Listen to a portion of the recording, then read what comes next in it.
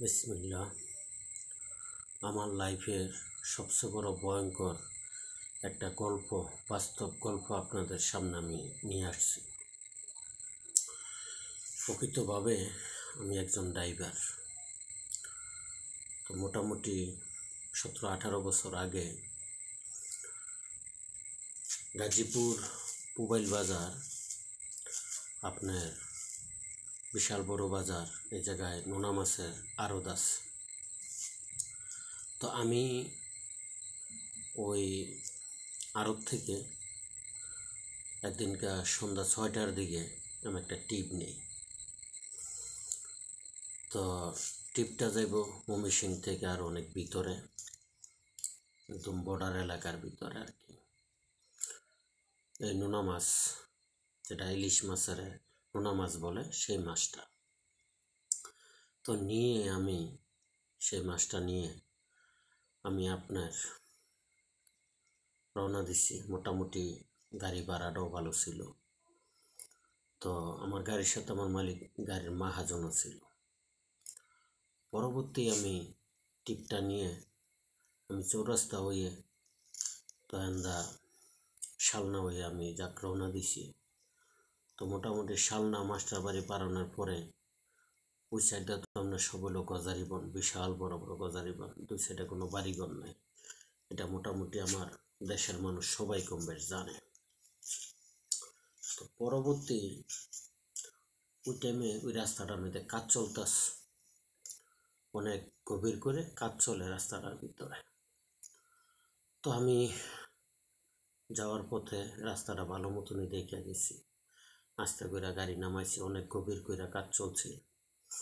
তো তারপরে আমি রওনা দিছি আল্লাহ আল্লাহ কইরা। মোটামুটি ভালো টাইম হয়ে গেছিল গা। ওই যে জায়গায় যাবো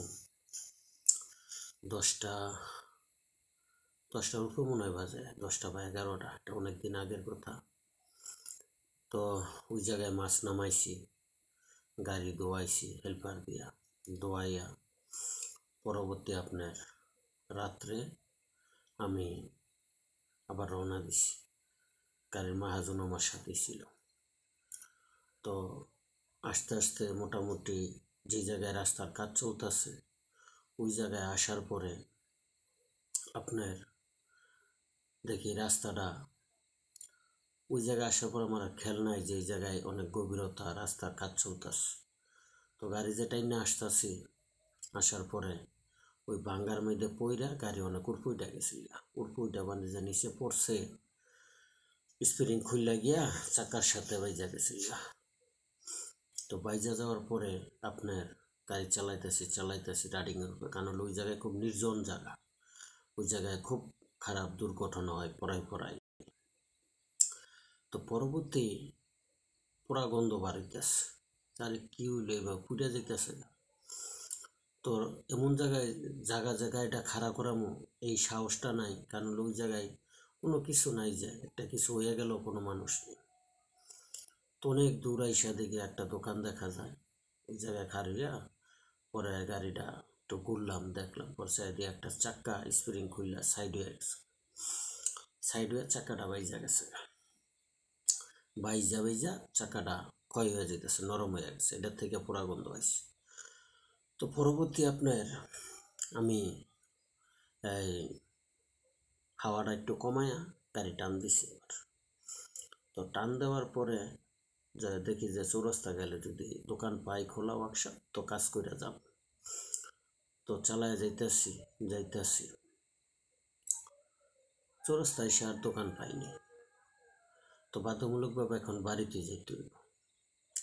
তো মোটামুটি বাড়িতে রওনা দিছি আস্তে বাইরে যাইতে যাক আমাদের বাড়ি পুবাইল, আমরা মালিকের বাড়ি মীরাবাজার। তো ওই জায়গায় আইসা পড়ছি। তো আসার পরে রাত্র প্রায় 2টা বাজে ওই জায়গায় আসছি। তো মালিক যেই ছেলের বাবা খুব কামেলদার মানুষ, কবিরাজিও করে, বয়স্ক লোক। তো উনি আবার আমারে বলছে যে বাবা মুসলিম, তুমি কিন্তু এখন যাইও না। এই যে দেখেন আমার শরীরের পশম খার হয়ে গেছে না, কারণ এই ঘটনা আমার আজীবন মনে থাকবে। খুব ভয়ঙ্কর একটা ঘটনা, যে কথাটা বলতেছি অনেক ভয়ঙ্কর। জানি না কোন কোন মানুষের সাথে হয়েছে, আমার শরীরের পশম খার হয়ে গেছে ভয়ে। তো ওনার কথা শুনে বলছি না, অল্প একটু জায়গা, আধা ঘন্টা লাগবে এটা যেতে, তো আমি যাই গা। তো উনি বলছে তাহলে তুমি যেহেতু যাই বেগে জিত করছো, তো তুমি রেলের রাস্তাটা যাও না, রোডদা যাও। তো ওনার কথা শুনে আমি রোডদা রওনা দিছি। রোডদা রওনা দেওয়ার পরে আমি মনে করেন আমার বাড়ির ঢোকার আগে মোটামুটি একটা ছোটোখাটো জঙ্গল পড়ে। তো ওই জঙ্গলের ভিতরে একটা প্রতীক, মানে পুরানো একটা ঘর পইরা রয়েছে।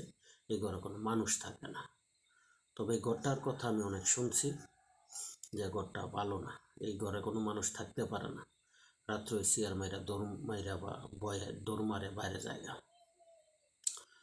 তো আমি সোজা রাস্তা থইয়া, মানে যেটা প্রকৃতভাবে মানুষ চলাচল করে রাস্তাটা, এটা রেখে আমি জঙ্গলটা একটু শর্টকাটের জন্য আমি যাইতেছি।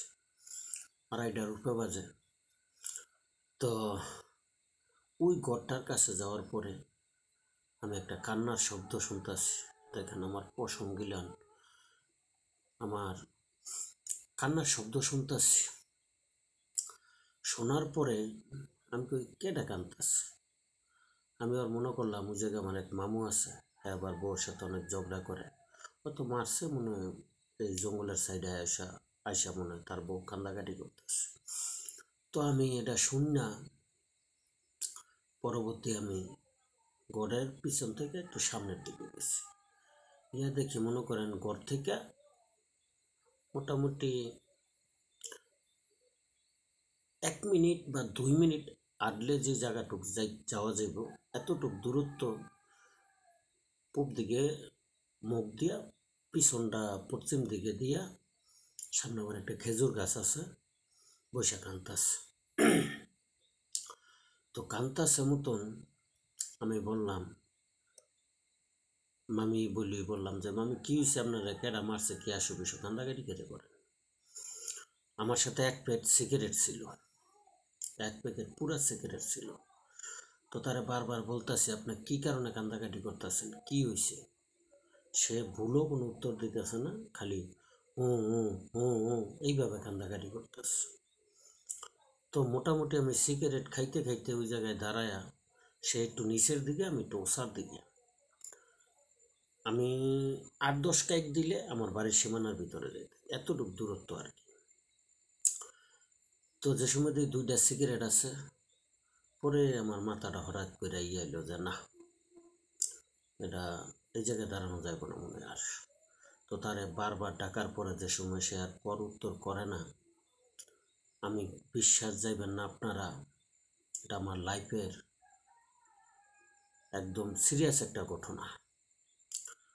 পরবর্তী আমি যে সময় আমার বাড়ির দিকে রওনা দিতেছি, উঠছি, এর মধ্যে সে আমার দিকে চাইছে। উপরে আল্লাহ পাক আছে যে আমার শরীরে পশম খারিয়ে যাইতেছে গা এখনো। সে যে আমার দিকে চাইছে, তার মুখ দেখা যায় না, দেখা যাইতেছে যেমন 2টা চোখের জায়গায় 2টা আগুনের গোল্লার মতন। সে আমার একটা কথা বলছে যে তোর মায় লাউ পাতা বিলাইছে, তুই আজকে বাইসা গেলি গা। এটা আমার লাইফের চরম একটা কথা, যে আমি আজও পর্যন্ত স্মরণ রাখি। আমার মাঝে মধ্যে স্মরণ করলে আমার নিজেরই খুব কষ্ট হয়, যেমন জিনিসের মুখোমুখি আমি হয়েছি। যাই হোক, আল্লাহ পাক হায়াত দেওয়ার মালিক, রিজিক দেওয়ার মালিক। আল্লাহ পাক যদি রাখার চেষ্টা করে, কোনো শয়তান ভূতপ্রেত যে কোনো শয়তানি চক্রান্ত কইরা কেউই কিছু করতে পারে না। সর্বশ্রেষ্ঠ মান আমার আল্লাহ মালিক। আমার আল্লাহ যা করে আলহামদুলিল্লাহ, তাতেই আমি খুশি। তবে জীবনের লাইফে এই ধরনের ঘটনা আমার আরও কয়েকবার হয়েছে, তবে আমি ভিডিওগুলো অবশ্যই আপনাদেরকে দেব। তো ভালো থাকেন আপনারা, সুস্থ থাকেন, চেষ্টা করেন ভিডিওটা দেখার জন্য।